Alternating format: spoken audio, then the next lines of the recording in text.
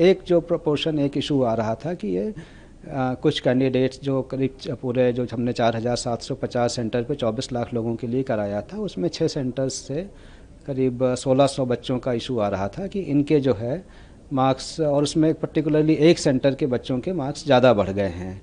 तो उसके लिए एक हमने कमेटी बनाई थी, ग्रीवांस रिड्रेसल कमेटी। जो बच्चे कोर्ट गए थे कि उनका टाइम लॉस हुआ, उनको कंपनसेट किया जाए या रीटेस्ट किया जाए, तो कमेटी ने रेकमेंड किया था कि इनका जो टाइम लॉस हुआ इनको इस फार्मूले के तहत जो एक पहले किसी अपेक्स कोर्ट के जजमेंट में था उसके तहत इनको कंपनसेट कर दिया जाए। तो उसके बेसिस पे रिजल्ट इशू हुआ।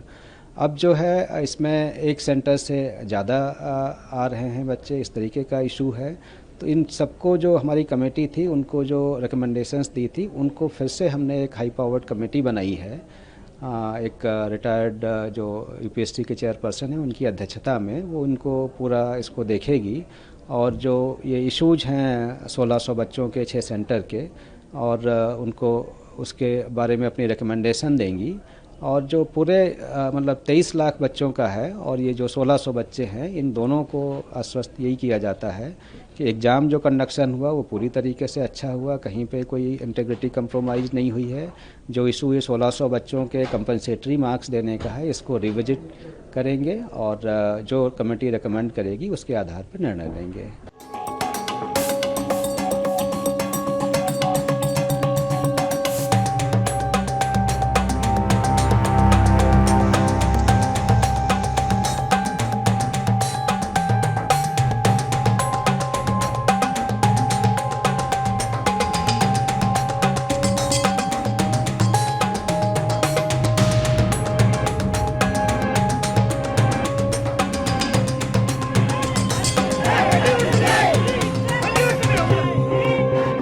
हमारा जो पिटीशन लगा है उसकी मोस्ट प्रोबेबली कल लिस्टिंग होगी। हमने एग्जाम रिजल्ट के बाद पिटीशन लगाया था।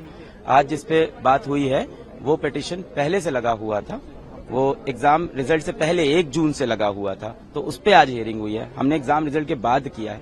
ये जो आज मुद्दा जो लिस्ट हुआ है जिसपे आज बात हुई है वो एग्जाम रिजल्ट का पहले का है, उसमें सिर्फ पेपर लीक की बात हुई थी, क्योंकि पेपर लीक तो सबको पहले से पता था हुआ है एग्जाम रिजल्ट के। एग्जाम रिजल्ट आया तो पता चला और भी प्रॉब्लम है कि ग्रेस नंबर दिया है, डिस्पेरेंसीज हैं, ट्रांसपेरेंसी की प्रॉब्लम है। वो मुद्दा जो है वो हम कल लिस्ट होगा हमारा।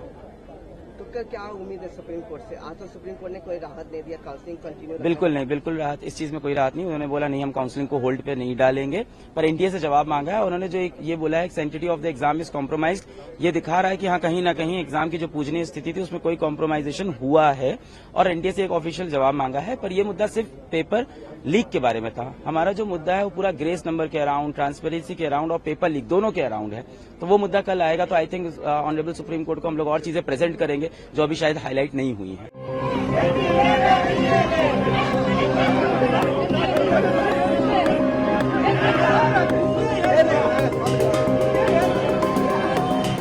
हम लोग बहुत सहमत हैं, लेकिन हमारी एक उसमें से प्रॉब्लम है कि इन लोगों ने काउंसलिंग अलाउ कर दी है, और जहाँ तक सुप्रीम कोर्ट के केसेस जो होते हैं वो काफ़ी हियरिंग के बाद आता है। और मेरा ये सोचना है कि अगर हियरिंग 2-4 बार और हो गई तो ये लोग काउंसलिंग पूरी कर देंगे, बच्चों को सीट अलॉट हो जाएगी मेडिकल कॉलेज में। अगर सीट अलॉट होती है तो बच्चे वापस आने से कतराएंगे और वो लोग गवर्नमेंट में नहीं चाहेगी कि उनसे सीट वापस ले। इसलिए मैं चाहता हूँ कि हियरिंग जल्दी और हमें रीनीट जल्दी हो पाए। लोग ने देखा कि 720 आउट ऑफ 720 67 स्टूडेंट्स के जितने आए थे, तो इससे ये तो साबित होता है कि सब तो डिज़र्विंग नहीं होंगे। तो अगर डिज़र्विंग कैंडिडेट को सीट नहीं मिलेगा मेडिकल कॉलेज में तो बच्चों के लिए भी ये काफ़ी अनफेयर रहेगा। उन्हें प्रिपेयर करने का मन नहीं करेगा, जो लोग इतने सालों से प्रिपेयर कर रहे हैं। हम खुद 2 साल से प्रिपेयर कर रहे हैं नीट के लिए।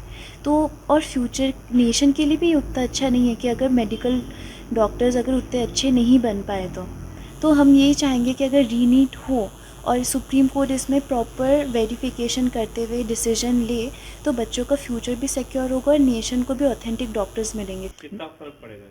बहुत फ़र्क पड़ेगा सर इससे। ये बहुत ही गलत फैसला सुप्रीम कोर्ट का।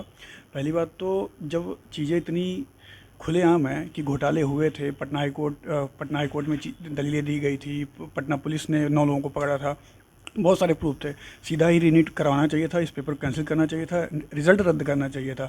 आगे की डेट का कोई मतलब ही नहीं था इसमें। तुरंत ही बच्चों को परेशान किया जा रहा है इस तरीके से। बस एजुकेशन सिस्टम को लेकर एकदम कोई भी सीरियस नहीं है सर। हमारी एक लास्ट उम्मीद थी सुप्रीम कोर्ट से, जो हमको लगा था कि आज फैसला आ जाएगा सर, उस पर भी कुछ नहीं हुआ सर। अब हम किससे बात करें अब?